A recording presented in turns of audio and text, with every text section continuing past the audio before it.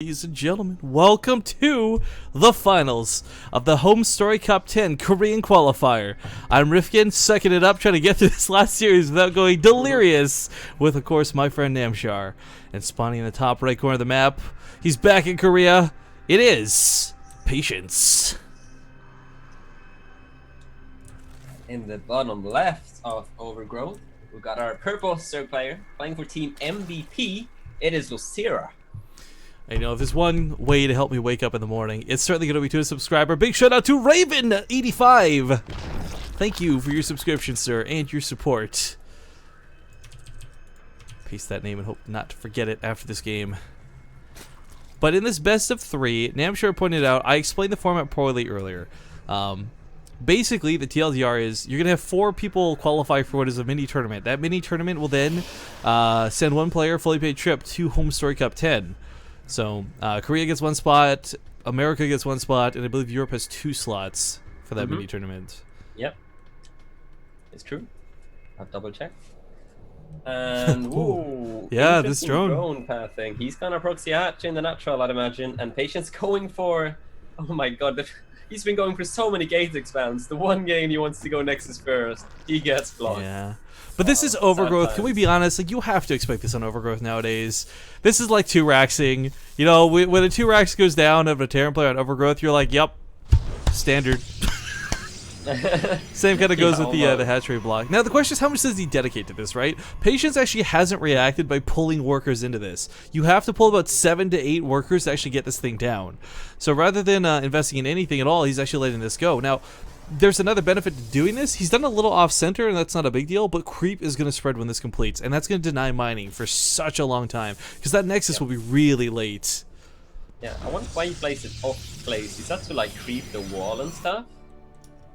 Because he purposely made the hatch off the I don't know. To me, that kind of looked like a panic, but if that does creep the wall, that's pretty sick, because then Lynx could flood in afterwards, and well, he's taking no gas, though, right? So because he did go for the pool after the proxy hatch, so... Yeah, normally you actually see, like, 3 hatch and others.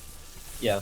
Well, okay, so Patience made a forge in reaction to this, and he sent a probe across the map. So he pylon blocked the expansion of Losira, which is not a bad move. 6 slings on the way now from Losira's main. The hatch just finished, and yeah, the creep's gonna spread to the wall, as mentioned. Oh, this is so cool if that's the case. I mean, this kind of reminds me of like the Cat's version, where Cat's like physically puts it on the wall, right? So yeah. So it's kind of like in between, I guess, blocking the Nexus and the wall. You're like, I kind of want to be a dick, but not really, but yes. Like. Right. Okay, so he's gonna double expand behind this by the looks of things. Losira, that is. Let's take his third. Should take his national soon as well. And he's getting a gas behind this as well. I guess he just wants to have link speed for later to, you know, have some map control, etc. It's a nice move. I like it myself a lot. Well, he's got links parked, and those 6 links are not walking across the map. I guess they're worried about a cannon rush. Yeah, he's playing it safe, but you know, when the Broodlings went for that cannon, I think if he had timed out his lings better, like it'd been across the map sooner or something, like that could have actually killed the cannon really nicely.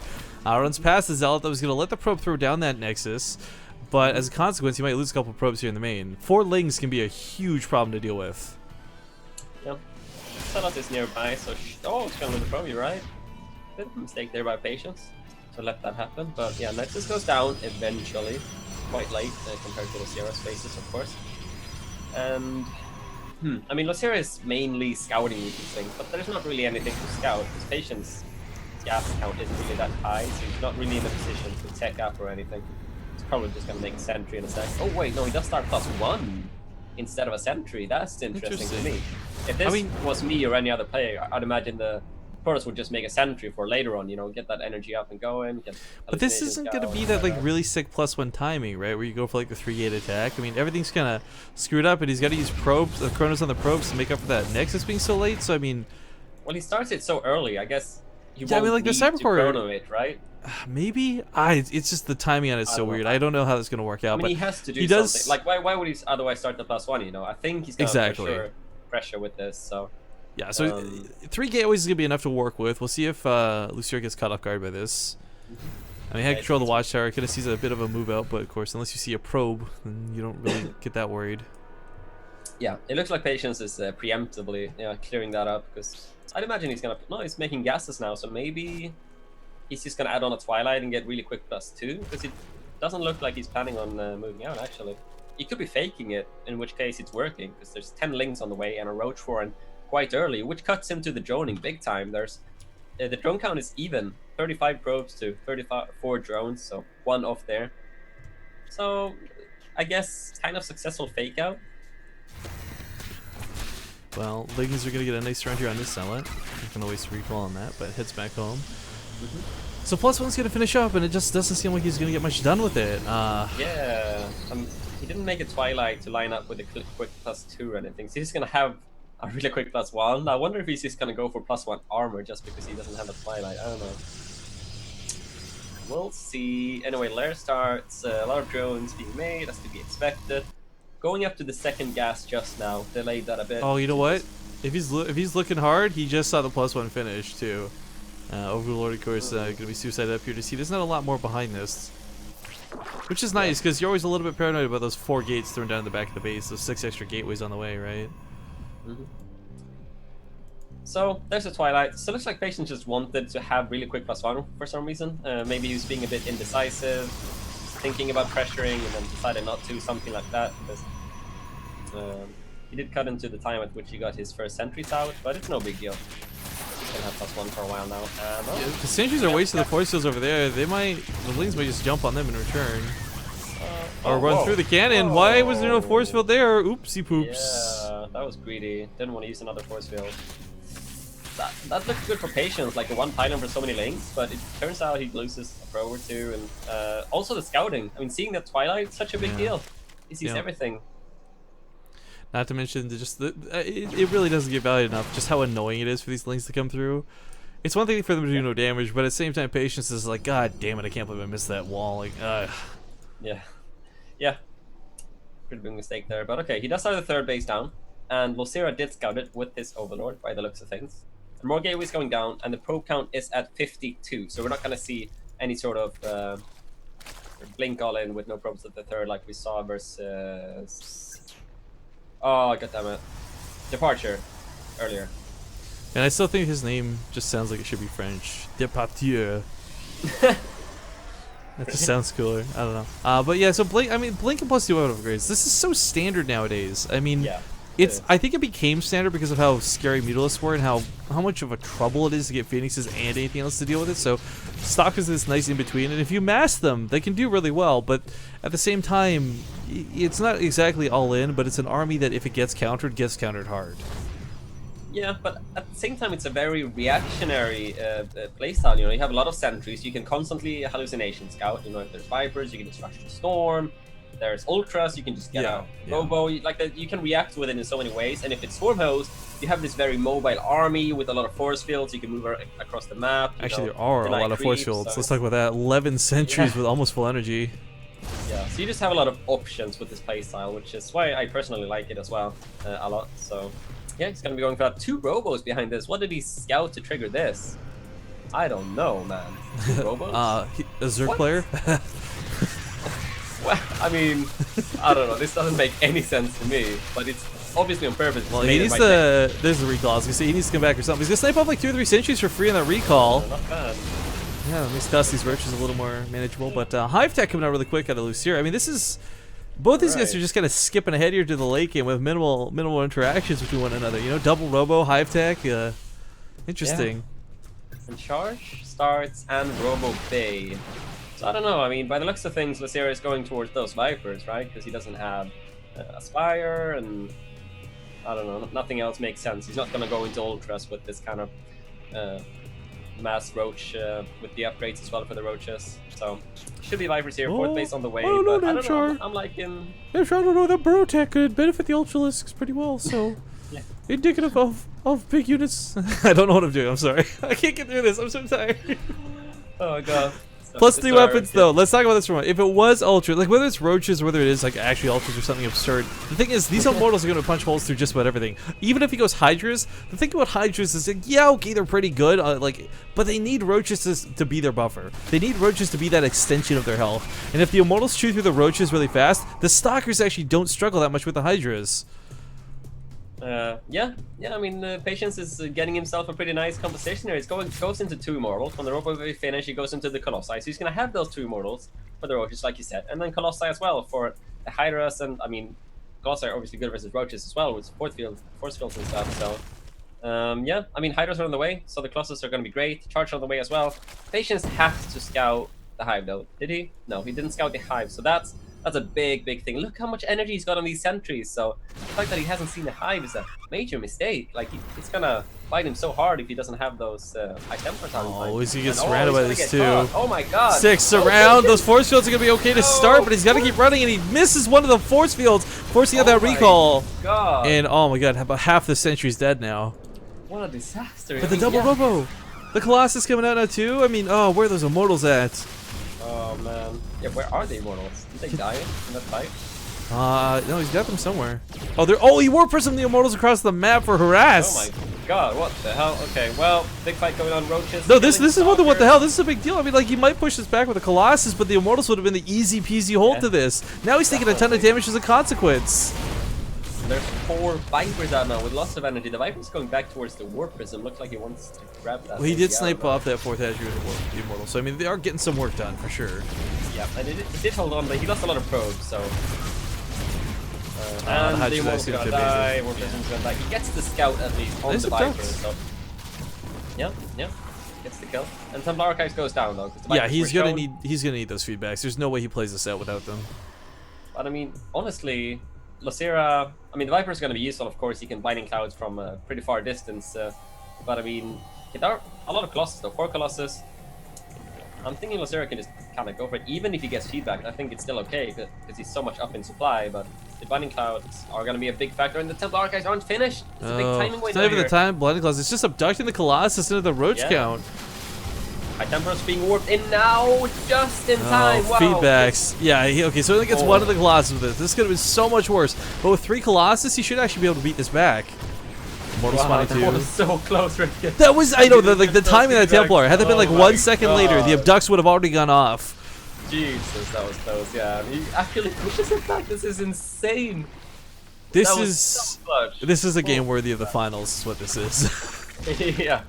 Very, very back and forth. I thought Patience was completely done when he got caught out in the middle of the map like that, but he makes it work. More Vipers on the way now, adding on 2 more, getting upgrades. +3, +1 coming out for Losira. No follow-up tech though. He's committing to this Roach Hydra Viper tech, and I mean he's only on 3 hatcheries. He's only starting to mine from his 4th now. Again, he doesn't have any options available to him. He doesn't have enough gas to go to any other sort of tech. I'm really actually liking the Storm Tech choice. It's good for AoE, of course, and all these other blah blah blah things, but most importantly, you know, you're really worried about this Colossus. They're kind of susceptible to targets at this point. They're going to get abducted. They're going to get sniped off. So if you got the Templar underneath this, you maintain that area of effect that's so necessary for dealing with the Hydralisks.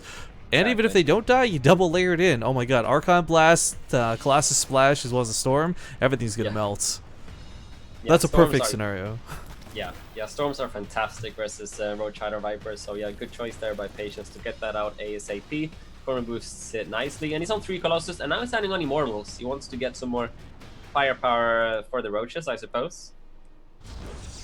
And he doesn't have that many force fields. I feel like the force fields make the Colossus so much better. Oh, did he just go for Storm Drops? Yeah, something was going on down here. We were looking in the middle of the map. But not a lot of workers died, so I don't know what that was. Maybe you just sell it? Because he's got a proxy title on the right hand side. I guess, yeah. But yo, here's the thing, right? I mean, what was the supply, actually? Sorry to break you off. Exactly! He just went over 200. Same thought. High five. So he's got a really stupidly large army supply. Normally you have to sacrifice drones to get it this high, but because he's build canceled a lot of drone type things, he's actually coming here with a very... Oh my god, damn, this is huge. So many Hydralisks in play right now. 32! Storms need to go down. Feedbacks need to go down. He needs everything here. First Storm's pretty good. Hydra's just sitting in it, not even trying to move out of it. Losira just soaking that damage, and I don't know why. That might just cost him the fight, but Blinding Clouds might just turn this around for him. Whoa. These Stalkers, these Immortals can't fight. One more Storm, one more Storm. He's gonna hold. Okay. He's gonna hold. Yeah. And 4th base on the way. Losira's got that 5th miner from the gold, but he doesn't have a lot of gas income. He's just gonna keep making Roaches and Hydras, and I don't know, I feel like Patience could have done that fight a lot better. Those High Templars joined the fight so late. I know, the feedbacks should have gone down. The Storms were kind of late as well. The Storms could have been better, so yeah, bit caught out of position maybe. The high tempers were so far back, didn't really work out for Patience. Feel like it should have gone a lot better for him, but he's still in the game. But well, I think okay, losing the Colossus sucks, but because he went for that double robo protection early, he's actually able to get 2 more out. Yeah. It's CC Warp and Templar, of course, mostly just reliant on gas here, but I like that he's able to actually recover off this. Normally we see 1 Colossus at a time, and at this point, you know, Protoss player dead in the water, but with a good couple storms, and again, like, wow, Losira ate those storms. Like, he was hungry storms. That was just devastating damage. Yeah. Well, here we go, round 2. Losira coming in with 3 Vipers behind us. The feedbacks are going to have to be on point. The Colossus haven't thrown the army, they're coming in now. Storm going down, pretty good storms. He's just eating that damage again. Wasting some of these storms, though, I feel. Getting a little bit over eager here. He's got to move to the right of position for this fight.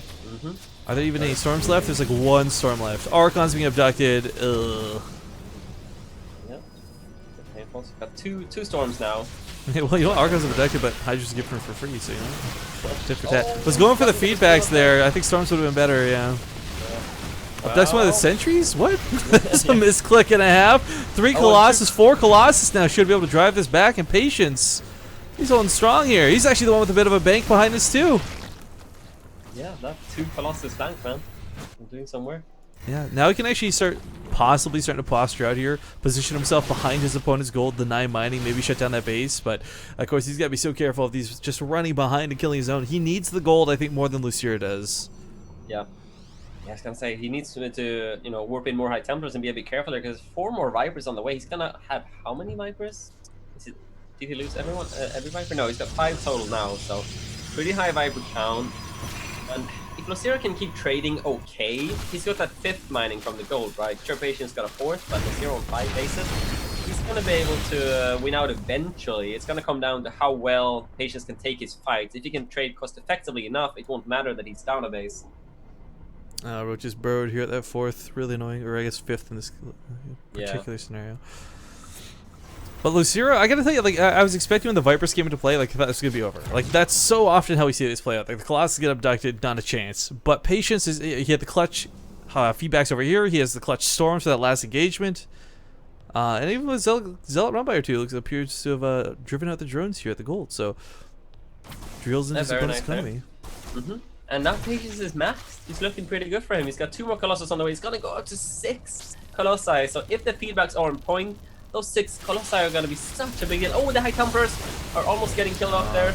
You know what? If these Hydra's gonna eat the storms, I say give away the abducts. Like, if that's the consequence, if he's spending his APM abducting Colossus instead of microing his Hydras out of the storm, I say you lose those Colossus every time, because he just got wrecked in that engagement. Losira! Oh my god! I mean, it's just, in my opinion, it's just at the point of the game now where Roach Rider Viper is kind of outdated. Like, when the Protoss is maxed with Colossi and so many High Templars and Stalkers with +3 and Immortals, Roach Rider Viper just doesn't cut it anymore. If you can catch the Protoss when they're at 150 supplier, so you can maybe make it work, but when the Protoss is maxed like that, this is almost doesn't matter how well you take the fight. It's just going to be so difficult to make it work. You need higher tech than this as the third player. Yeah, you know what's crazy? Looking back at the way this game opened, because some people weren't here for the start of it, we had like a weird sort of hatchery block leading into Immortal drops. I mean, like, this has been an unorthodox game through and through. It's been really fun to watch, but more abducts going off, doesn't matter. GG. Too big of an army, too much Protoss, patience.